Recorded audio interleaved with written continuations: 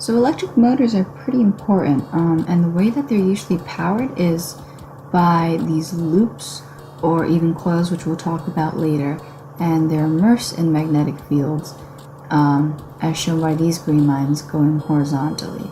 And so when they run a current through these loops, it causes forces to occur in such a way that this force on this side pushes upwards, and then there's a negative force on the other side pushing downwards, and this makes the loop tend to rotate. And this is the torque on current loop. So we want to figure out how the magnetic field causes this torque and causes this loop to rotate.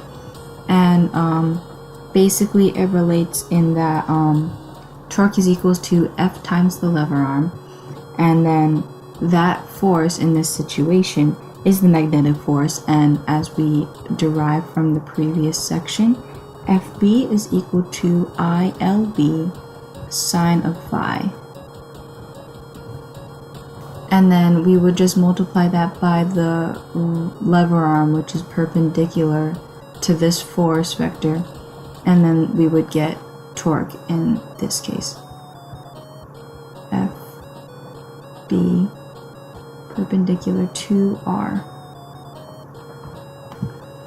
And since the magnetic force is different, applied differently in different directions and maybe different magnitudes based on what side of the loop it's on, to get the net torque we would have to add all of these together and not scribble on to the screen. Thanks.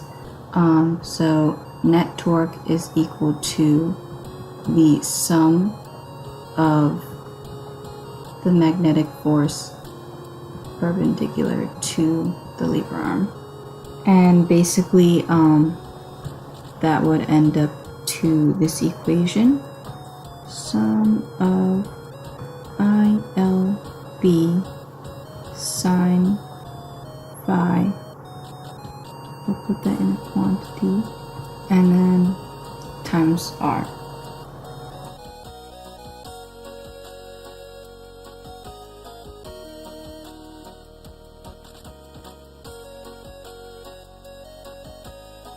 Now, an efficient motor usually fits a lot more wire into its small space, so that kind of thing would be sort of like replacing the loop with a coil, and I don't want to do this.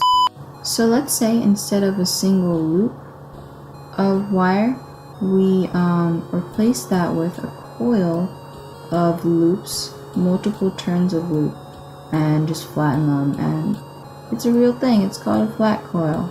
So it doesn't actually look like that, but there are multiple turns, and those are what N stands for. And to find the torque for these, we basically just get the torque of an individual loop and we multiply it by the number of turns in this coil.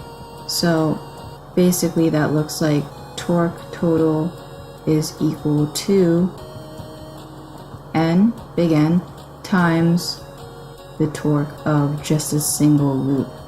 And that would be big N times I times A B sine of theta.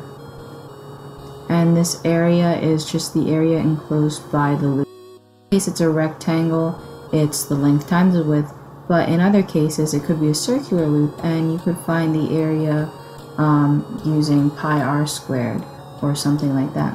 So that's basically it. I hope you enjoyed our time on this video thingy, and I hope that I said everything correctly. If not, I will clarify it in real life by